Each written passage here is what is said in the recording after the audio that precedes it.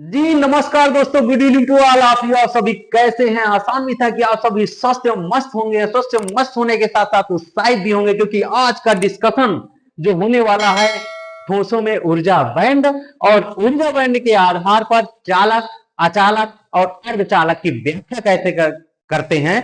Student 5 number का question पूछा जाता है और 5 नंबर में जो आज का डिस्कशन हो रहा है 5 नंबर पक्के कर रहा है। वैसे क्वेश्चन तो 3 नंबर का है, लेकिन उसके आधार पर ये 2 क्वेश्चन ऐसे पूछे जाते हैं जो 1-1 नंबर के होते हैं, जो आज के वीडियो में बताने जा रहे हैं। वीडियो को स्किप नहीं करना, लास्ट तक देखिएगा और लास्ट तक बने रहिए और दोस्तों को पास शेयर करिए। देखते हैं क्या होता है ठोसों में ऊर्जा बैंड। ठोसों में ऊर्जा बैंड क्या है? बोर एक वैज्ञानिक थे, उनके अनुसार बताया गया कि परमाणुओं में एक बीच अन्योन्य क्रियाएं होती हैं। क्या कौन सी क्रियाएं होती हैं? परमाणुओं के बीच अन्योन्य क्रियाएं होती हैं, जिसके कारण ऊर्जा स्तर में क्या होता है? विक्षोभ होता है। परमाणु में जब अन्योन्य क्रियाएं होंगी तो एक दूसरे से क्या करते हैं? टकराते हैं, और जब टकराएंगे तो टकराने पर एक क्या उत्पन्न होता है? विक्षोभ, जिसके कारण प्रत्येक ऊर्जा स्तर अनेक ऊर्जा स्तरों में विभक्त हो जाती है। जब अनेक ऊर्जा स्तरों में विभक्त हो जाती है तो उसको ही क्या कहते हैं? एक रूप दे देते हैं उसके लिए। उसे का नाम क्या होता है? ठोसों में ऊर्जा बैंड। अर्थात उसका रूप किसका रूप देते हैं? बैंड का रूप दे देते हैं, जिसे क्या कहते हैं? ठोसों में ऊर्जा बैंड। तो स्टूडेंट, अगर ठोसों में ऊर्जा बैंड अगर पूछा जाए तो आप यही बताएंगे कि बोर के अनुसार परमाणु में क्या होती है? अन्योन्य क्रियाएं होती हैं, जिसके कारण उन लोग अपने ऊर्जा स्तर छोड़कर इधर उधर दूसरे ऊर्जा स्तर में जाते हैं। तो उनके अनुसार अनेक ऊर्जा स्तरों में जो विभक्त हो जाते हैं परमाणु और उसको बैंड का रूप ले लेते हैं, वो बैंड क्या होते हैं? ठोसों में ऊर्जा बैंड कहलाते हैं। ये ऊर्जा बैंड जो होते हैं 3 बातों पर निर्भर करते हैं, 3 चीजें इनमें से निकल के आती हैं। वो कौन कौन से होते हैं? एक चालन बैंड होता है, एक संयोजी बैंड और एक निषिद्ध बैंड। स्टूडेंट, ये भी आप समझ सकते हैं ऊर्जा बैंड कितने प्रकार के होते हैं, तो आप ये ऊर्जा बैंड 3 प्रकार के बताएंगे। कितने प्रकार के होते हैं? 3 प्रकार के होते हैं। एक चालन बैंड कहलाता है, एक संयोजी बैंड और एक निषिद्ध ऊर्जा बैंड या रिक्त ऊर्जा बैंड कहलाता है। तो निषिद्ध और चालन बैंड क्या होता है? चालन बैंड ये होता है कि जिसमें चालक इलेक्ट्रॉनों के ऊर्जा स्तर उपस्थित होते हैं। वह ऊर्जा बैंड जिसमें चालन इलेक्ट्रॉनों के ऊर्जा स्तर स्थापित हो, मतलब उपस्थित हो, चालन चालन ऊर्जा बैंड कहलाता है। चालन ऊर्जा बैंड अगर आपसे पूछा जाए तो जिसमें चालक इलेक्ट्रॉन, कौन इलेक्ट्रॉन उपस्थित हो? चालक इलेक्ट्रॉन उपस्थित होते हैं, वो चालन बैंड कहलाते हैं।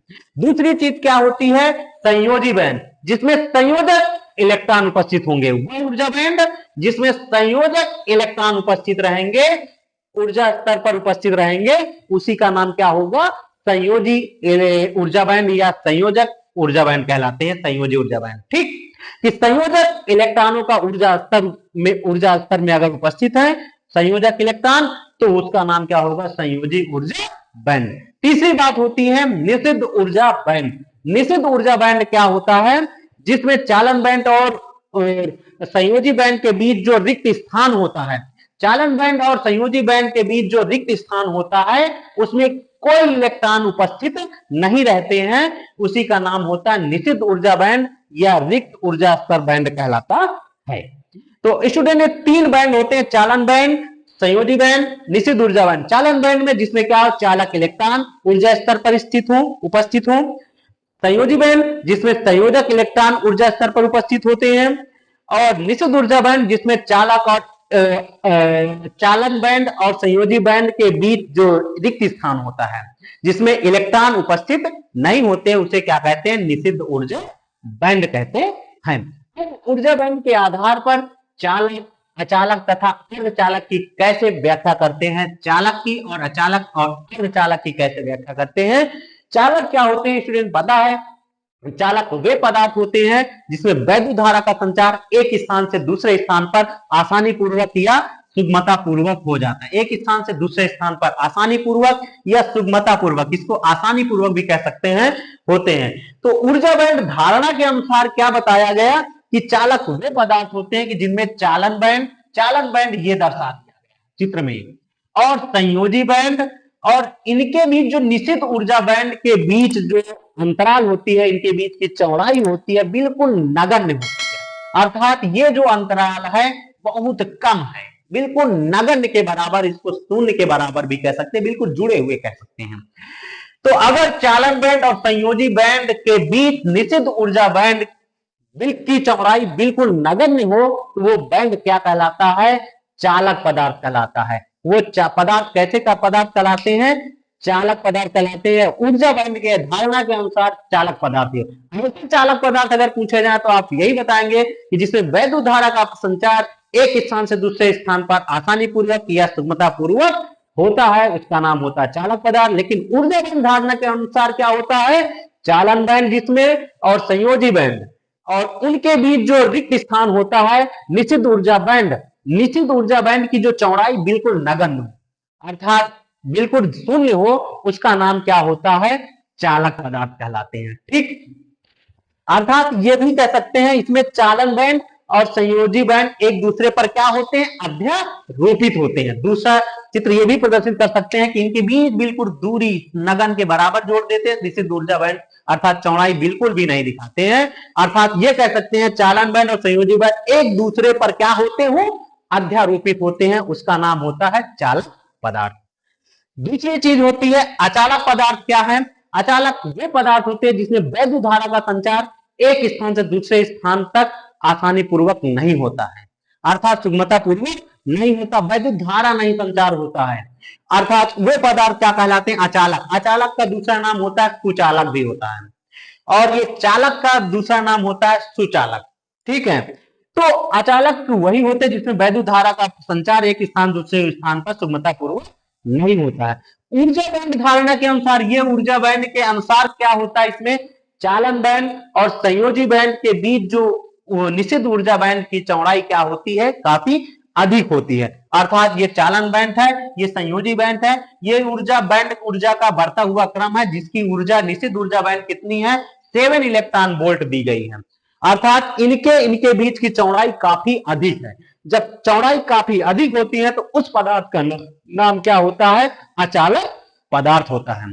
अचालक पदार्थ वही होते हैं जिसमें ऊर्जा चालन बैंड और संयोजी बैंड के बीच की चौड़ाई ज्यादा हो, अर्थात निश्चित ऊर्जा बैंड का अंतराल ज्यादा हो, अर्थात कितने इलेक्ट्रॉन वोल्ट है? 7 इलेक्ट्रॉन वोल्ट की चौड़ाई पर ये उपस्थित, उसका नाम होता है अचालक पदार्थ। तीसरा होता है अर्धचालक। अर्धचालक क्या होते हैं? वे पदार्थ जिनकी चालकता चालकों से कम तथा अचालकों से ज्यादा होती है। जिनकी चालकता चालकों से कम और अचालकों से ज्यादा होती है, अर्धचालक पदार्थ कहलाते हैं। क्या कहलाते हैं? अर्धचालक पदार्थ कहलाते हैं। कौन से पदार्थ कहलाते हैं? अर्धचालक पदार्थ कहलाते हैं। लेकिन ऊर्जा बैंड धारणा के अनुसार क्या होता है? जिनमें चालन बैंड और संयोजी बैंड आंशिक रूप से भरे हुए होते हैं। क्या होते हैं? देखिए ये चालन बैंड है, इसमें थोड़ा सा भरा हुआ है ये, और ये संयोजी बैंड है नीचे वाला, इसको भी थोड़ा बड़ा। इनके बीच का जो अंतराल होता है, अर्थात बीच के चालन बैंड और संयोजी बैंड के बीच जो निश्चित ऊर्जा बैंड होता है काफी अधिक सकरा होता है। मतलब बिल्कुल से मतलब रहता है, जगह रहेगी लेकिन सकरा बहुत रहेगा।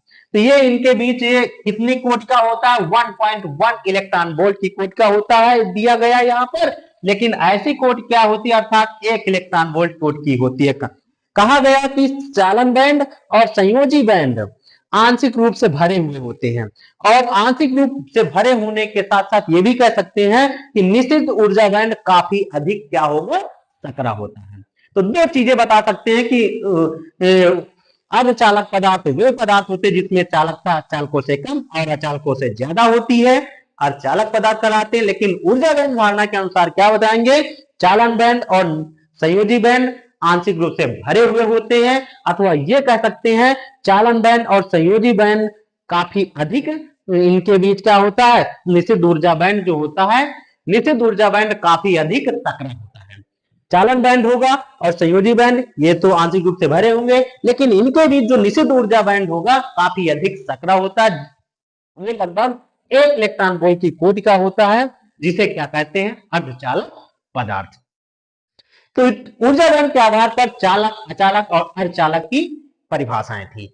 अब इन्हीं के अनुसार अर्धचालक 2 प्रकार का होता है। एक पी टाइप प्रचालक और एन टाइप प्रचालक, वो नेक्स्ट वीडियो में आपको बताया जाएगा।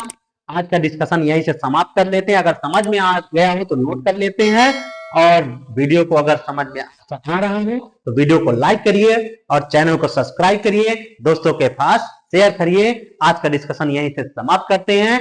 Thanks for watching this video.